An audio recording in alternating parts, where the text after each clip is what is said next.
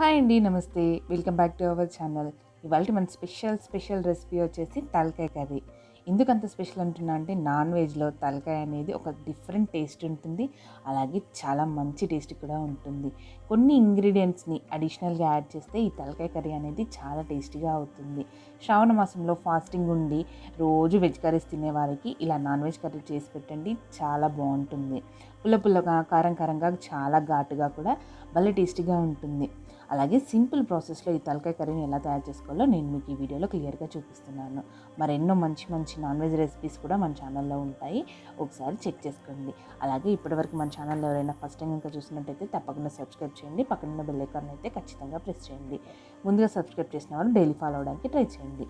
ఇప్పుడు దీని ప్రాసెస్ని చూద్దాం. ఇప్పుడు స్టవ్ ఆన్ చేసుకొని కుక్కర్ బౌల్ పెట్టుకొని నీట్గా వాష్ చేసుకున్న తలకాయ కాళ్ళని ఇందులో వేసుకొని ఉడికించుకోవాల్సి ఉంటుంది. ఇక్కడ నేను తలకాయతో పాటుగా కాళ్ళను కూడా తీసుకున్నాను. ఇది మొత్తంగా కలిపి మనకు ఒక 1.5 kg వరకు అలా వస్తుంది. ఇప్పుడు దీంట్లోకి 1/2 టేబుల్ స్పూన్ పసుపు, అలాగే 1/2 టేబుల్ స్పూన్ అల్లం వెల్లుల్లిపాయ పేస్ట్ వేసుకొని 1/2 లీటర్ వరకు వాటర్ని యాడ్ చేసుకొని 10 విజిల్లు వచ్చేంత వరకు ఉడికించుకోవాలి. వేసుకున్న అల్లం వెల్లుల్లిపాయ అలాగే పసుపు ఈ రెండు కూడా వాటర్లో కలిసిపోయేలా కలుపుకోండి. ఇలా మనం అల్లం వెల్లుల్లిపాయ పసుపు వేసుకొని ఉడికించుకోవడం వలన తలకాయలో ఉండే ఒక స్మెల్ అనేది తగ్గుతుంది. ఇప్పుడు కుక్కర్ క్యాప్ క్లోజ్ చేసి పెట్టుకొని విజిల్ పెట్టేసి 10 విజిల్ల వరకు ఉడికించుకోవాల్సి ఉంటుంది. 10 విజిల్లు ఉడికించుకుంటేనే మనకి కాళ్ళైనా తలకాయ అయినా కానీ పర్ఫెక్ట్గా ఉడికిపోతుంది. ఇలా 10 విజిల్ల తర్వాత ఆవిరి మొత్తం పోయిన తర్వాత కుక్కర్ క్యాప్ ఓపెన్ చేసి చూస్తే మనకి పర్ఫెక్ట్గా ఉడికిపోతుంది. చూసారు కదా, ఇలా పర్ఫెక్ట్గా ఉడికిపోయింది. ఇప్పుడు దీన్ని మొత్తాన్ని కూడా వాటర్లో నుంచి తీసి సపరేట్ చేసుకోవాల్సి ఉంటుంది. ఒకవేళ మీకు 10 విజిల్స్ కూడా ఉడకకపోతే మరొక 2-3 విజిల్ల వరకైనా పెట్టుకోండి. ఇలా బోన్ నుంచి స్కిన్ ఊడిపోతున్నంతలా ఉడికితే సరిపోతుంది. ఇప్పుడు దీన్ని వాటర్లోంచి సపరేట్ చేసుకొని పక్కన ఉంచేసుకొని వాటర్ మొత్తం కిందికి దిగిపోతుంది. ఇప్పుడు స్టవ్ ఆన్ చేసుకొని ఒక పెద్ద బౌల్ పెట్టుకొని అందులో 1/2 కప్పు వరకు ఆయిల్ వేసుకోండి. ఈ ఆయిల్ కాస్త వేడెక్కిన తర్వాత 3 మీడియం సైజ్ ఆనియన్ని చిన్న ముక్కలుగా కట్ చేసి వేసుకోండి. ఈ ఆనియన్తో పాటుగా ఓ రెమ్మ కరివేపాకును కూడా వేసుకోండి. ఆనియన్ కొంచెం ట్రాన్స్పరెంట్ అయ్యేంత వరకు ఫ్రై చేసుకుంటే సరిపోతుంది. ఇలా ఆయిల్లోకి ఓ టేబుల్ స్పూన్ వరకు మసాలా పొడిని వేసుకోండి. ఏ నాన్ వెజ్ కర్రీ చేసినా ఇలా మసాలా పొడిని ఆయిల్లో వేసి ఫ్రై చేస్తే ఆ కూర యొక్క రుచే మారిపోతుంది. స్మెల్ అయితే చాలా బాగుంటుంది. ఇలా ఆనియన్స్ కంప్లీట్గా ఫ్రై అయిపోయిన తర్వాత ఓ టేబుల్ స్పూన్ పసుపు అలాగే 2 టేబుల్ స్పూన్ల వరకు అల్లం వెల్లుల్లిపాయ పేస్ట్ వేసి పచ్చివాసన పోయేంత వరకు ఫ్రై చేసుకోండి. ఈ తలకాయ కర్రీలోకి కొంచెం అల్లం వెల్లుల్లిపాయ పేస్ట్ అనేది ఎక్కువగానే పడుతుంది. ఇలా అల్లం వెల్లుల్లిపాయ పేస్ట్ కంప్లీట్గా ఫ్రై అయిన తర్వాత మనం ఉడికించి పక్కన ఉంచుకున్న తలకాయ కర్రీని వేసుకొని ఫ్రై చేసుకోండి. మనం వాటర్ వేసి ఉడికించుకున్నాం కదా, అందుకని ఒక 2-3 నిమిషాల పాటు ఇలా ఆయిల్తో ఫ్రై చేసుకున్న తర్వాత ఉప్పు కారంని యాడ్ చేసుకోవాల్సి ఉంటుంది. కొంచెం పచ్చివాసన తగ్గాలంటే మాత్రం ఇలా ఒక 2 నుంచి 5 నిమిషాల పాటు ఫ్రై చేసుకోవాల్సిందే. ఇలా 5 నిమిషాల పాటు ఫ్రై చేసుకున్న తర్వాత 2 టేబుల్ స్పూన్ల వరకు కల్లుప్పుని అలాగే 5 నుంచి 6 టేబుల్ స్పూన్ల వరకు కారంని వేసుకోండి. ఈ ఉప్పు కారం అనేది మీ రుచికి సరిపడినంతగా మీరు అడ్జస్ట్ చేసుకోండి. ఇందులో మనం చింతపండు రసం వాడతాం కనుక కొంచెం కారం అనేది ఎక్కువగానే వేసుకోండి.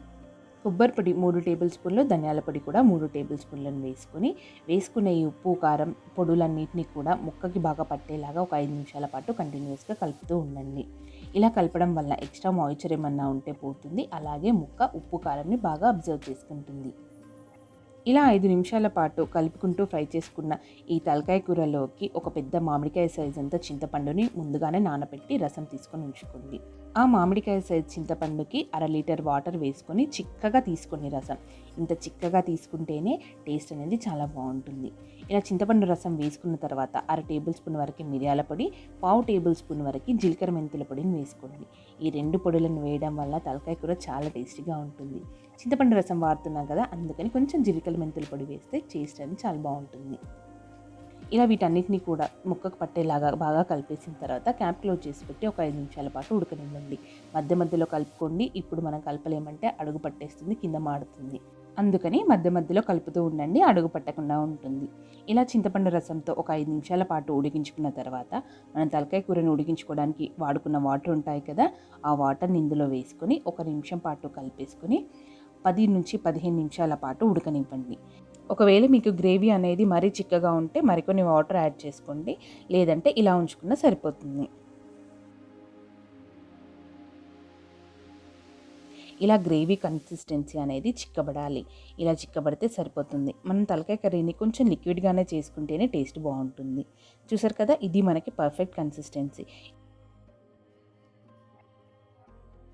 ఇలా బోన్ నుంచి స్కిన్ మనకి ఊడుతున్నట్టుగా ఉడికితేనే పర్ఫెక్ట్ కన్సిస్టెన్సీ అన్నమాట.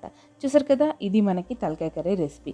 చివరిగా పైనుంచి సన్నగా కట్ చేసిన కొత్తిమీరను కూడా వేసుకొని ఓ నిమిషం పాటు కలిపేసి స్టవ్ ఆఫ్ చేసుకొని వేడి వేడిగా సర్వ్ చేసుకోవడమే. ఇంతే, సింపుల్గా తలకాయ కర్రీని ఎలా తయారు చేయాలో చూసారు కదా. స్టవ్ ఆఫ్ చేసి క్యాప్ క్లోజ్ చేసి పెట్టి ఒక 5 నిమిషాల పాటు దమ్ అయిన తర్వాత సర్వ్ చేసేసుకోవడమే. ఇంతే, సింపుల్ అండ్ టేస్టీగా ఉండే తలకాయ కర్రీ చాలా బాగుంటుంది. మీరు కూడా ఇంట్లో ట్రై చేయండి. అండ్ ట్రై చేసిన వాళ్ళు ఎలా వచ్చిందో నా కామెంట్ సెక్షన్లో చెప్పండి. అలాగే ఈ వీడియో కనుక మీకు నచ్చినట్లయితే తప్పకుండా లైక్ చేయండి, షేర్ చేయండి. మరిన్ని మంచి మంచి రెసిపీస్ కోసం మన ఛానల్ని అయితే ఒకసారి విజిట్ చేయండి. తప్పకుండా సబ్స్క్రైబ్ కూడా చేయండి. వినాయక చవితికి నైవేద్యంగా పెట్టే ప్రతి ఒక్క ప్రసాదాలను కూడా నేను త్వరలోనే పోస్ట్ చేస్తాను. ఆల్రెడీ చేస్తూనే ఉన్నాను కూడా. వాటిని అయితే మిస్ అవ్వకుండా చూడండి. మీరు కూడా వినాయక చవితికి ఆ రెసిపీస్ని ఇంట్లో ట్రై చేయండి. Thank you friends, thanks for watching. Please subscribe చేసుకున్న వాళ్ళైతే పక్కనున్న బెల్ ఐకాన్ని ఖచ్చితంగా ప్రెస్ చేయండి. Thank you.